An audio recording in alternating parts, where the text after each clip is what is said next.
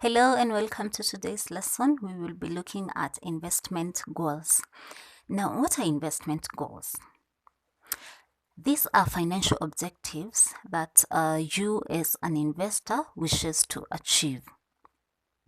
You're not investing for the sake of investing.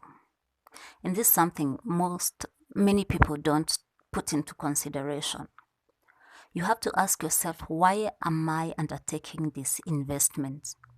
So these financial objectives are the ones that we call investment goals. These investment goals are the ones that are going to determine the type of investments that you make. So before you go ahead and purchase that piece of land, before you go ahead and buy the shares, invest in that bond, you have to ask yourself, what are my investment goals? What am I looking to achieve?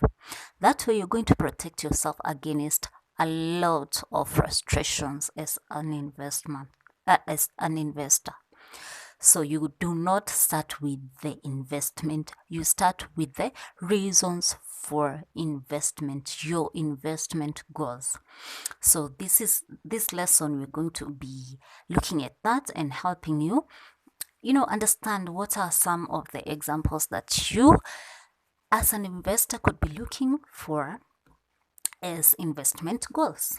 The first one could be to enhance your current income. Maybe you're looking to increase your current income. So if you're looking to increase your current income, you're not going to be purchasing maybe a piece of land, because that's not going to give you current income. It's not going to increase your current income. That's why I said it's important. It's not how we normally do it. You start with the goal determines the investment vehicle. Okay. So if you're looking, so you ask yourself, what am I looking for? If I'm looking for current income, then and I was considering buying a piece of land, then of course that's not a good idea. You could probably be looking to invest in securities, for example, so that you can benefit from capital gains. Just as an example. Another thing you could be looking for is to save for a major expenditure. So I have children, and in 10 years to come, 15 years to come, I want to send them abroad for studies or something like that. If that is what I want, if that is a major expenditure that I want to save for, then what are the investment vehicles that are available to facilitate for that? That is what you ask yourself, okay? Then maybe I could look for a long-term bond, for example, Another objective could be retirement goals. I am looking to retire at a certain age. I am, let's say, 40. No, you should not plan your retirement at 40. Plan it earlier. So let's say I'm 30 and I'm looking to retire at 60. So how do I make that? How do I ensure that I have the kind of retirement that I am looking for? Yeah. So I have accumulated the funds that I am going to need to have a comfortable, a peaceful retirement. So what kind of investment would I be looking at right now? Okay.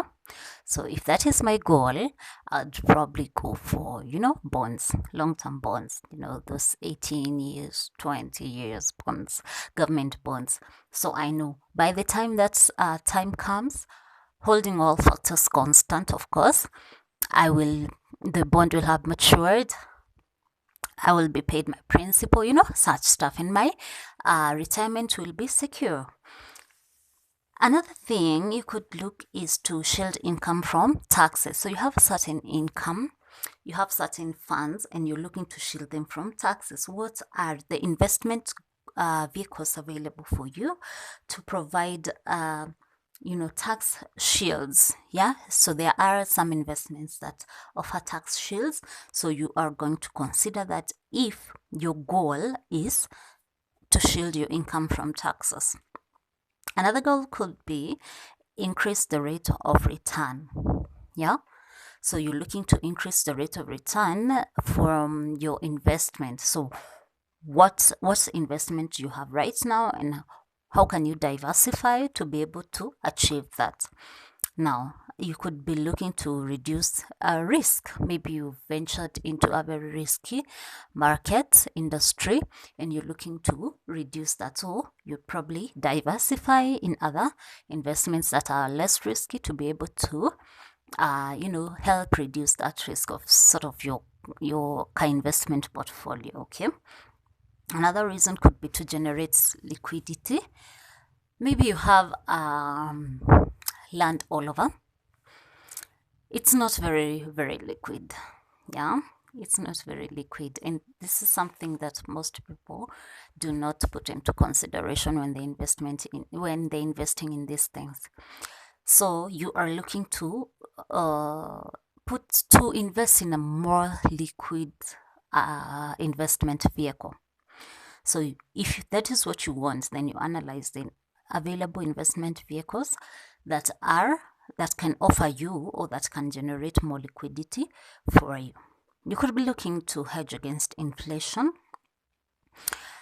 From your analysis or from your you've collected data, you've analyzed information, and you see that you need to hedge your funds against inflation. You need to hedge your income against inflation. What kind of investment vehicle do you put your funds in? Yeah. Another goal could be growth or preservation of value. So you have whatever you have right now, you have certain funds and you want to ensure that they either grow or preserve their value. There's the issue of time value of money. So you want to preserve that. So what kind of investment are you going to make? Yeah, I hope you understand, guys. This is what I mean. You do not start with I want to invest in shares. I want to invest. No. You start with, I need more money. I need to reduce my risk. I need to hedge against inflation. And that is what you start. That is your starting point. So when you're there, you've established what you genuinely want. Now you ask yourselves, what do I have, or what is available in the investment environment that I am in that will be able to take care of these goals that I have, that are going to be able to take care of these financial objectives that I have? Now, I also want you to note, guys, that more often than not, it is actually very rare that you're going to find an investment that takes care of all these goals, leave alone all these goals, that takes care of your objectives. Okay, because investors are different and our objectives are different. So it's hard for you to be able to find an investment vehicle that caters for your financial objectives. So what do? You invest in a portfolio.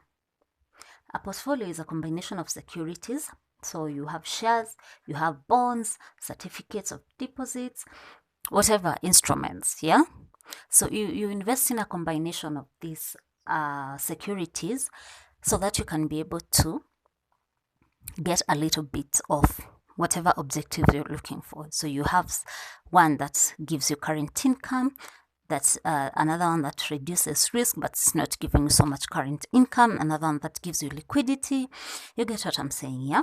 So it is very advisable for you to have a portfolio, and in the next lesson we will be looking at portfolio construction and management strategies. So how do you ensure that you have a very efficient portfolio? How do you ensure that I have planned my funds well enough to ensure that I have diversified and I am going to get maximum returns with minimum risk? So thank you so much, guys, for watching. Please give the video a thumbs up, subscribe to our channel if you haven't. Thank you. Bye bye.